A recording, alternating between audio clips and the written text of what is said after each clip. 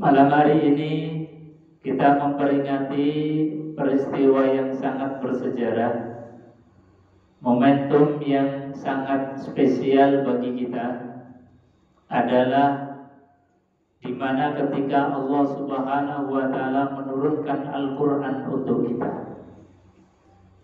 Malam yang menjadi takdir kita, malam yang menjadi perubahan atas peradaban umat manusia, itulah yang dikenal dengan Lailatul Qadar, malam penentuan, malam keputusannya Allah ketika merubah peradaban yang dikenal dengan peradaban jahiliyah menuju peradaban yang penuh dengan nur cahaya Al-Quranul Karim. Makanya malam hari ini kami ajak untuk bergembira bersama Al-Quran. Kami ajak untuk bahagia bersama Al-Quran dan mensyukuri atas turunnya Al-Quranul Karim. Kenapa kita harus bahagia bersama Al-Quran? Tadi telah dibacakan ayatnya luar biasa oleh Qori. Itu kalau panjenengan kita sekalian dengarkan dengan seksama, dengarkan dengan baik apa yang tadi dibacakan. Itu sejatinya adalah semuanya itu kunci-kunci hidup kita.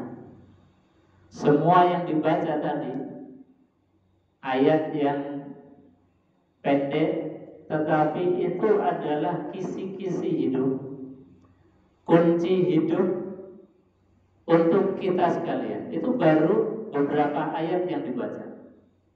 Padahal Quran itu ada 30 juz. Quran itu ada 114 surat. Ada 6.666 ayat. Dan semuanya itu adalah panduan hidup kita. Luar biasa. Tadi di-spill sedikit ayatnya.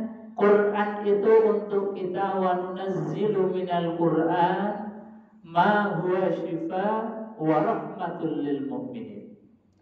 Quran itu adalah syifa, obat untuk kita, baik penyakit zahir maupun penyakit batin. Itu obatnya adalah Al-Quran. Dan juga Quran sebagai warahmatul lil mu'minin, rahmat untuk alam semesta. Nah, ini saya ambilkan tadi ayat yang dibacakan oleh Qori. Kenapa Quran itu menjadi syifa, menjadi solusi dalam problem hidup kita ini? Kita coba untuk menggali sedikit apa yang disampaikan di dalam Al-Quran. Karena ini momentumnya adalah nuzulul Quran, maka kita ngajinya adalah ngaji Al-Quran. Kita berdialog, kita berdiskusi dengan Al-Quran. Apa yang ditawarkan Quran untuk obat hidup kita? Kita ini manusia yang pasti punya problem. Kita ini manusia yang pasti punya masalah. Tidak ada yang hadir di majelis ini yang gak punya masalah. Ada Pak yang gak punya masalah? Ibu-ibu ada yang gak punya masalah? Saya mau jadi pembantunya kalau gak punya masalah. Semua orang pasti punya problem hidup, baik besar maupun kecil, yang disengaja ataupun tidak. Semua punya problem-problem hidup kita. Nah, Quran itu menawarkan problem hidup baik yang sifatnya privat, individu, atau problem keluarga, problem sosial, problem kebangsaan, ataupun problem dalam makrokosmos kehidupan kita. Ini semuanya Quran memberikan solusi-solusi jalan hidup. Misalnya problem yang sangat privasi, yang sangat individualistik, itu saja Allah berikan solusi jalan hidupnya. Di antaranya adalah ketika kita punya banyak masalah, banyak problem, kata Allah, ala inna nasrallahi qarib.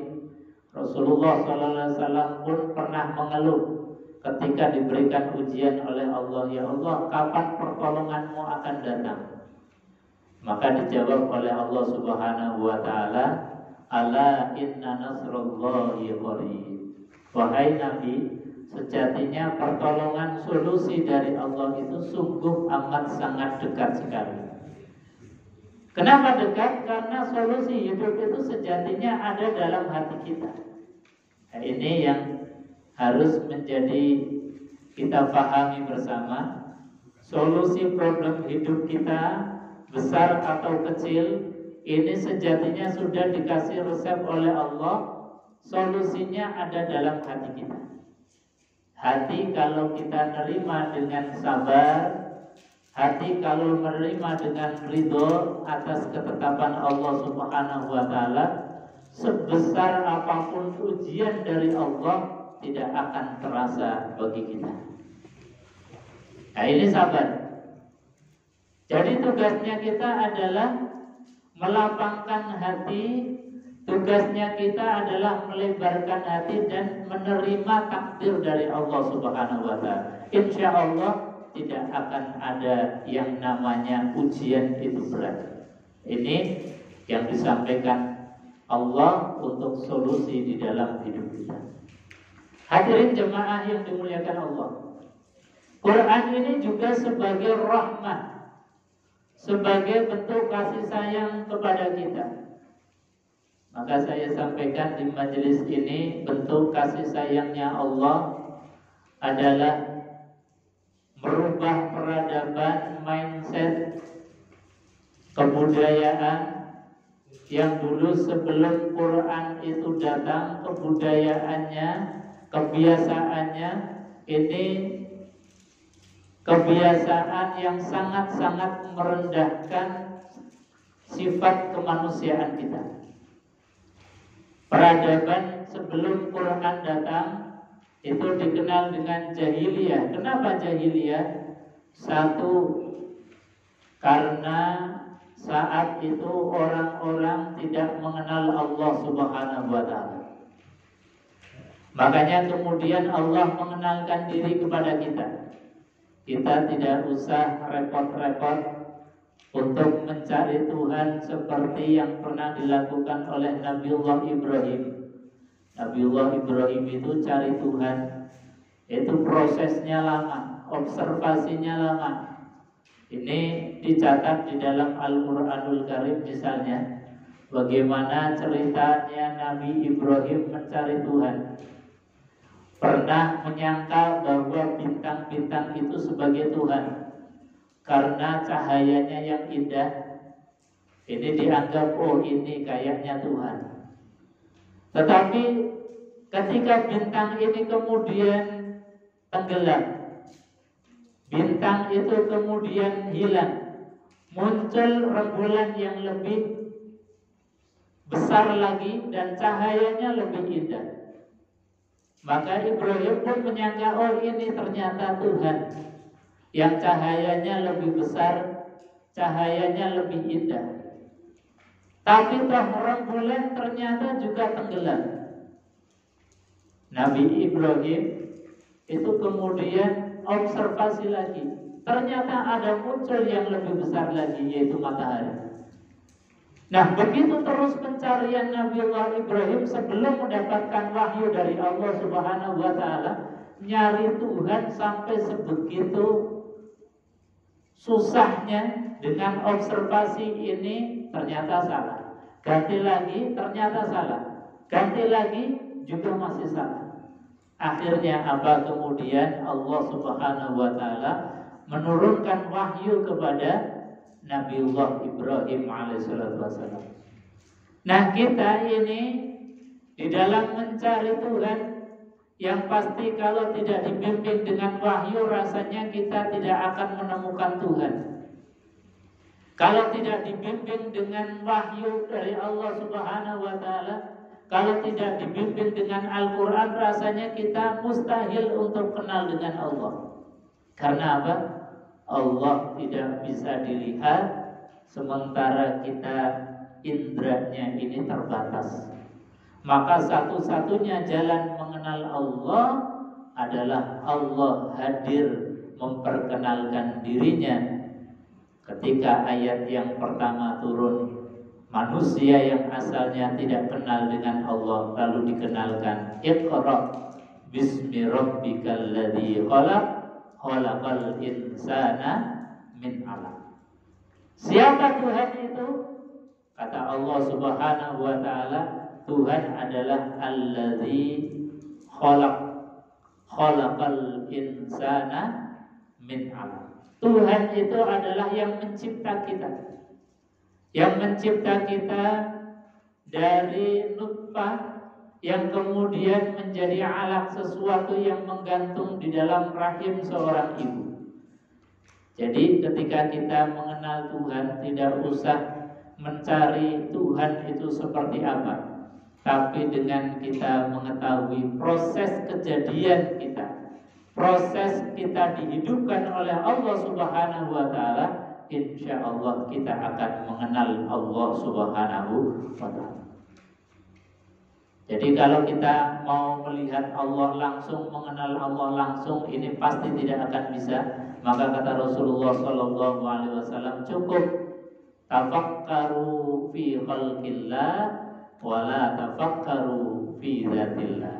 Jadi berpikirlah tentang penciptaan Allah, tentang kita, bagaimana kita diciptakan oleh Allah. Jangan pernah berpikir tentang zatnya Allah Subhanahu wa ta'ala yang tidak mungkin kita sampai bisa untuk mengindranya.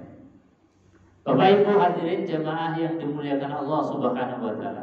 Jadi yang pertama, keuntungan kita, syukurnya kita diturunkan Al-Quran adalah kita kenal dengan Allah Subhanahu wa ta'ala.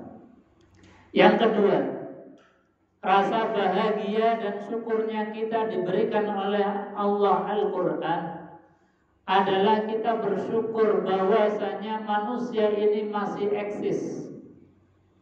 Manusia ini masih ada. Sebab apa? Andai kata Quran ini tidak turun, mungkin manusia itu sudah punah, sudah nggak ada lagi. Kenapa? Karena peradaban sebelum Al-Quran itu peradaban yang sangat-sangat merugikan bagi manusia. Contohnya, di dalam Al-Quran, kebiasaan peradaban orang-orang jahiliyah itu disebutkan oleh Allah di dalam Al-Quran surat An-Nahl, wa idza busyira ahaduhum bil unsa dhalla wajhuhu muswaddan wa huwa kadzib. Ini setting latar belakang budaya sebelum Quran turun. Yaitu apa? Wa idza busyira ahaduhum bil unsa. Ketika seseorang, ketika keluarga, suami, istri dikabarkan bahwasanya istrinya melahirkan seorang perempuan, maka apa yang terjadi? Keluarga yang istrinya melahirkan seorang anak perempuan, zalla wajhuhu muswaddan, maka wajahnya yang asalnya itu mau senang gembira berubah drastis menjadi merah padam, wa huwa kadzib. Karena apa? Karena sangat marah. Kenapa yang dilahirkan kok seorang anak perempuan? Jadi zaman jahiliyah dulu, kalau punya anak perempuan rasanya malu. Kalau punya anak perempuan ini rasanya terhina, rasanya rugi banget. Karena apa? Zaman dulu itu adalah zaman otot. Zaman siapa yang kuat maka dia akan menjadi penguasa. Siapa yang kuat maka dia akan menjadi pemenang. Siapa yang kuat maka dia akan dihormati. Itu zaman sebelum Quran turun.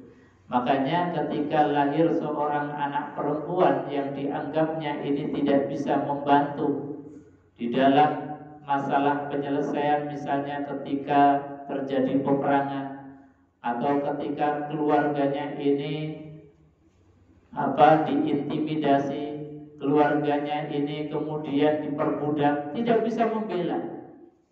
Makanya dianggap seorang perempuan ini merugikan di dalam keluarga, merugikan di dalam komunitas, merugikan di dalam suku mereka. Makanya ketika perempuan ini kemudian dalam keadaan hamil dan melahirkan seorang anak perempuan, maka wajah mereka itu dhalla wajhuhu muswaddan wa huwa kadzib.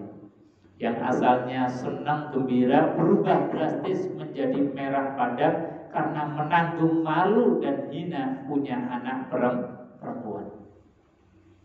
Dan ini fakta. Di antara faktanya misalnya sahabat Umar bin Khattab itu ketika duduk-duduk bersama Rasulullah seperti ini. Ini pernah senyum-senyum sendiri, gembira, habis itu nangis sendiri. Ada sahabat yang penasaran, wahai Umar, kenapa engkau tadi senyum-senyum, senang, tiba-tiba kok nangis sendiri? Maka Umar kemudian cerita, saya senyum-senyum ini karena mengingat zaman dulu, ketika belum masuk Islam, zaman jahiliyah, saya ketika mau bepergian lupa bawa patung untuk disembah. Makanya ketika lupa bawa patung, saya bikin patung sendiri. Ada kurma dibikin patung. Kurma ditusuk pakai bambu. Kemudian ada yang dijadikan sebagai kepala, ada yang dijadikan sebagai badan, tangan, kaki. Kemudian setelah jadi patung itu ditaruh di depannya, disembah. Habis disembah karena lapar, itu patung dipotoli lagi dimakan. Makanya Umar pernah mengatakan, saya adalah manusia terkuat, Tuhan saja saya makan. Makanya senyum-senyum sendiri ketika sudah masuk Islam. Dan kemudian kenapa kamu menangis wahai Umar? Saya juga mengingat zaman jahiliyah dulu. Anak perempuanku baru lahir, anak yang tidak berdosa, tidak bersalah sama sekali, tetapi saya kubur hidup-hidup. Rasanya tidak tega kalau mengingat zaman kebodohan, zaman sebelum saya masuk Islam. Rasanya saya nggak kuat sehingga air mata kemudian menetes, tidak terasa. Ini Umar bin Khattab sebagai bukti bahwa betul-betul zaman jahiliyah itu adalah zaman yang kalau dibiarkan eksistensi manusia pasti akan menjadi punah. Ini satu setting gambaran kenapa Quran ini turun, agar peradaban umat manusia ini terjaga. Hadirin jemaah yang dimuliakan Allah. Jadi ketika baru mendengar kabar lahirnya seorang bayi perempuan saja, itu dhalla wajhuhu muswaddan wa huwa kadzib. Wajahnya berubah menjadi merah padam hitam karena saking marahnya dan merasa malu dan hina. Bukan hanya itu saja. Kata Quran, yatawara minal qaum min su'i ma busyira bih. Mereka pun kemudian menyembunyikan kabar yang harusnya gembira ini, tetapi mereka tutup rapat-rapat. Gak berani cerita sama tetangganya, gak berani cerita sama keluarga. Pokoknya kalau lahir anak perempuan udah gak boleh ada yang cerita. Beda kalau yang dilahirkan itu seorang anak laki-laki. Mereka gembira, senangnya luar biasa. Bahkan kalau kita baca sejarah, itu senangnya mereka kalau punya anak laki-laki, itu pestanya bisa sampai 7 hari. Bahkan ada yang sampai 40 hari. Pesta besar-besaran, makan-makan, merayakan yang dilahirkan itu anak laki-laki. Jomplangnya perbedaan antara laki-laki dan perempuan itu sangat-sangat nyata. Ini digambarkan secara jelas, yatawara minal qaum min su'i ma busyira bih. Jadi dianggap kabar tentang lahirnya seorang anak perempuan itu dianggap sebagai su'i ma busyira bih. Jadi kabar buruk, kabar kehinaan. Makanya ditutup rapat. rapat-rapat. Maka ketika melahirkan seorang anak perempuan, itu pilihannya dua. Ini disebutkan oleh Quran. Pilihannya cuma dua. Kata Al-Quran mengatakan, ayumsikuhu ala hunin am yadussuhu fit-turab. Satu, kalau nggak tega membunuh hidup-hidup bayi perempuan, maka kemudian membiarkan dan memelihara sampai dewasa. Tetapi konsekuensinya, kata Quran, ala hunin, mereka menanggung kehinaan untuk seumur hidupnya. Ini kan luar biasa. Jadi rumat bayi perempuan dianggapnya sebagai rumat kehinaan. Atau pilihan yang kedua, amyatusuhu fit-turab, atau mereka dengan teganya kemudian mengubur hidup bayi perempuan. Ini makanya kalau kita memperingati nuzulul Quran, baca Quran ini, khususnya ibu-ibu, kita rasa syukurnya luar biasa. Dan kita juga sebagai manusia, karena tidak ada seorang perempuan, maka eksistensi manusia akan menjadi punah. Artinya apa? Bahwa betul-betul Quran itu menjaga peradaban umat manusia. Quran itu menjaga kita sekalian. Andai kata Quran tidak turun, sekali lagi mungkin manusia sudah tinggal cerita, manusia itu sudah punah. Tapi karena Allah Subhanahu wa ta'ala menghendaki bahwasanya kita menjadi khalifatullah fil ardh, maka peradaban yang tidak manusiawi, kebiasaan dan kebudayaan yang merendahkan kaum perempuan, ini dibabat habis oleh Quran. Quran meletakkan perempuan dalam posisi yang sangat mulia menurut pandangan Al-Quran. Perempuan yang asalnya dianggap kehinaan, bahkan perempuan yang asalnya dianggap sebagai barang. Jadi perempuan dianggap sebagai barang zaman jahiliyah. Kalau suaminya meninggal dunia, itu perempuan, ibu, itu diwariskan ke anak-anaknya. Ini kan peradaban yang sangat-sangat tidak manusiawi. Maka dirombak total oleh Quran. Quran kemudian memposisikan, menempatkan seorang perempuan dalam posisi-posisi yang sangat tinggi. Rasulullah SAW katakan dalam sebuah hadis, an-nisa aimadul bilad. Perempuan itu adalah soko gurunya peradaban. Perempuan itu adalah pilarnya bangsa. Kalau perempuannya baik, kalau perempuannya solehah, akhlaknya mulia, maka bangsa ini pasti akan menjadi bangsa yang mulia. Jadi peradaban itu tergantung ibu-ibu, tergantung wanita. Maka jaga wanita ini dengan sebaik-baiknya. Bahkan Rasulullah SAW dalam haji wada itu mengingatkan betul, ittaqullaha fin nisa, takutlah kepada Allah Subhanahu wa ta'ala tentang perempuan. Karena perempuan itu betul-betul sebagai mutiaranya peradaban. Kalau tidak ada perempuan, maka peradaban hancur. Kalau perempuan baik, peradaban menjadi hidup. Kalau perempuannya ini kemudian rusak, maka rusak juga sebuah bangsa. Nah, ini adalah apresiasi dari Quran, syariat, dari baginda Rasulullah SAW. Bahkan beliau Rasulullah SAW mengatakan bahwasanya an-nisa madrasatul ula. Perempuan itu sejatinya adalah sekolah pertamanya kita. Artinya apa? Kalau ibu-ibu seorang perempuan adalah sekolah pertama, pendidikan pertama kita, pendidikan pertama peradaban itu ya dari ibu.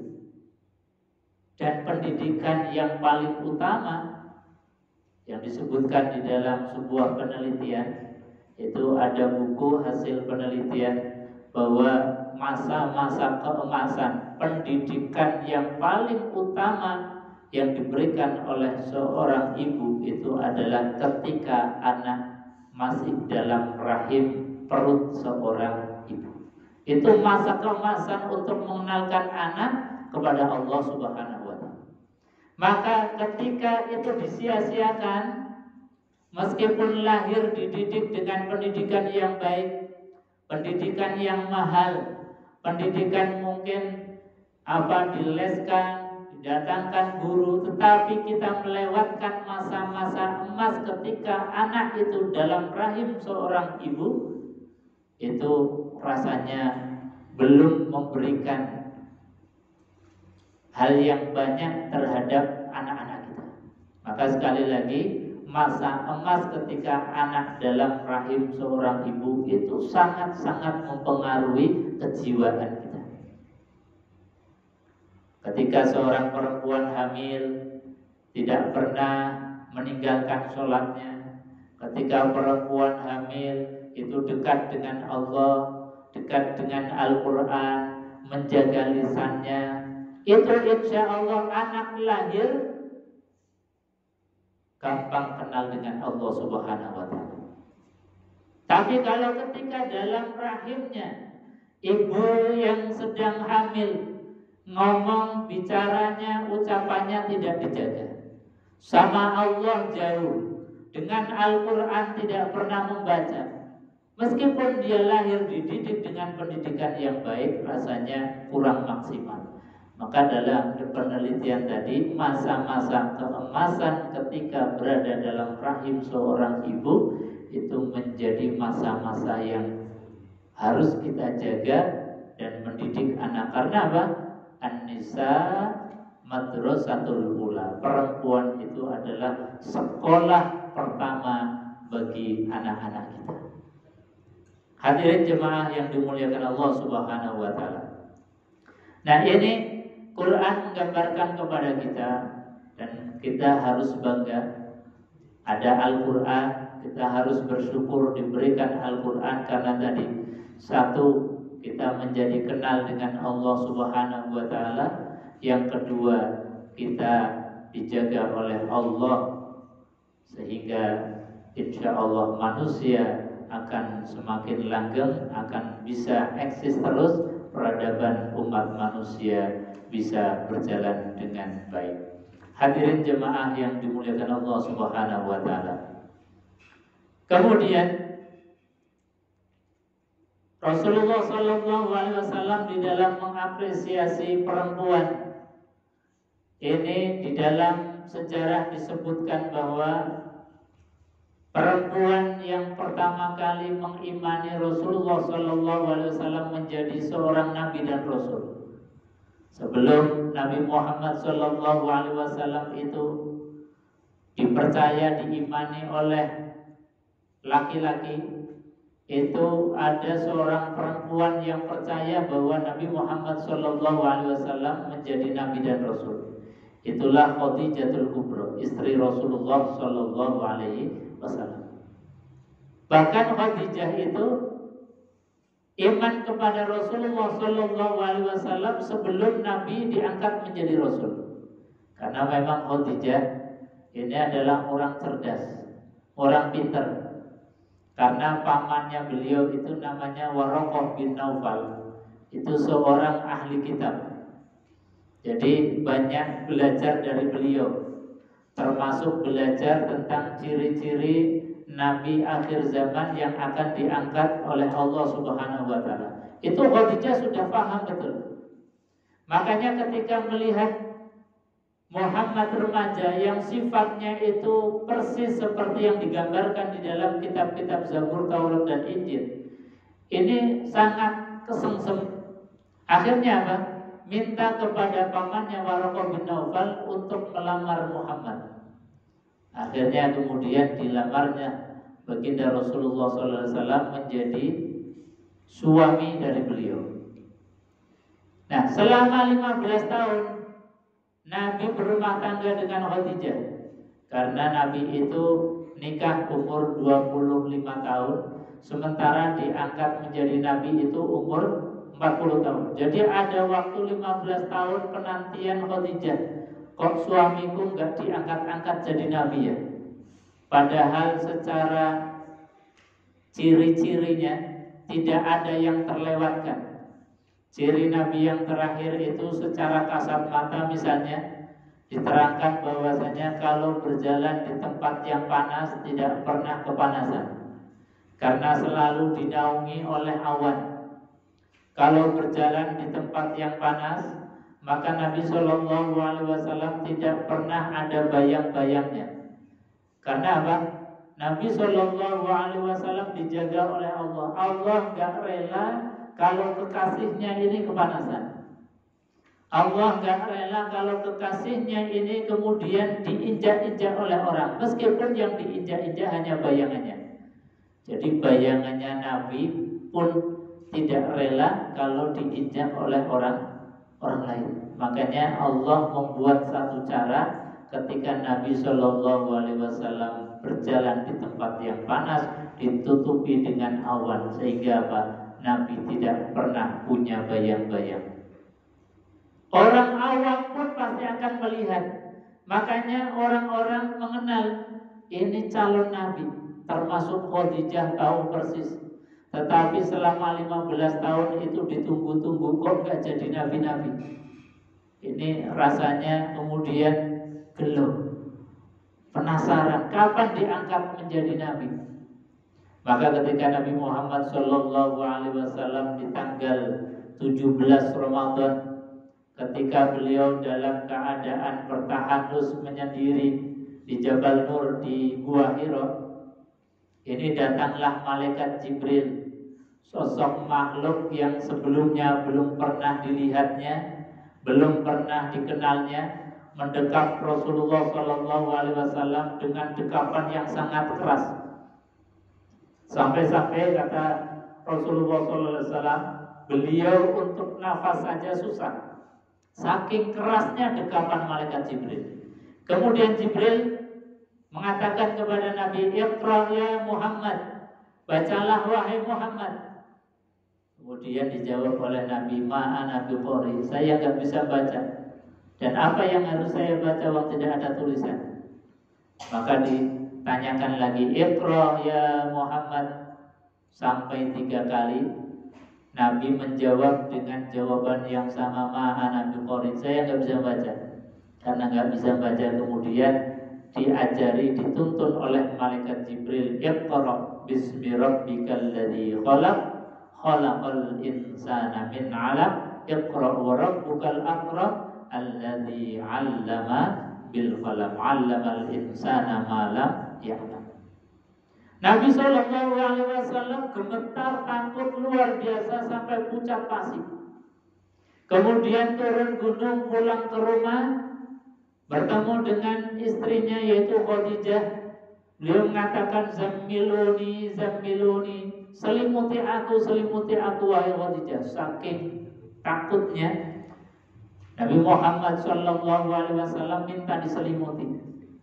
Nabi dalam keadaan takut yang luar biasa, gentar, tetapi Khadijah melihat keadaan seperti itu malah gembira, senangnya luar biasa. Kenapa? Karena Khadijah tahu bahwa ini adalah Nabi Shallallahu Alaihi Wasallam yang sudah dapat wahyu. Jadi Khadijah yang tadinya nunggu-nunggu kapan suamiku menjadi seorang nabi, kapan suamiku menjadi seorang rasul, ternyata saat itu Khadijah tahu. Makanya kemudian Nabi diselimuti oleh Khadijah, diberikan kalimat yang menyejukkan. Disampaikan oleh Khadijah, wahai suamiku, tidak usah khawatir, tidak usah takut. Yang datang kepada engkau bukan setan, yang datang kepada engkau bukan jin, tetapi yang datang adalah yang pernah datang kepada Nabiullah Musa alaihissalam. Yang datang kepada engkau wahai suamiku adalah yang pernah datang kepada Nabiullah Isa, yang pernah datang kepada nabi-nabi sebelumnya. Ini kalau nggak cerdas, kalau Khadijah nggak cerdas, gak pernah ngaji ke pamannya, pasti gak tahu. Tapi karena beliau ini sudah pernah membaca Alkitab, maka beliau menjawab, memberikan ketenangan kepada suaminya bahwasanya yang datang kepada Rasulullah Muhammad SAW itu adalah sosok yang pernah datang kepada Nabiullah Musa, yaitu Jibril alaihissalam. Maka Nabi diberikan kabar gembira, diberikan oleh istrinya supaya tidak takut. Nabi SAW akhirnya lama kelamaan kemudian beliau pulih kembali.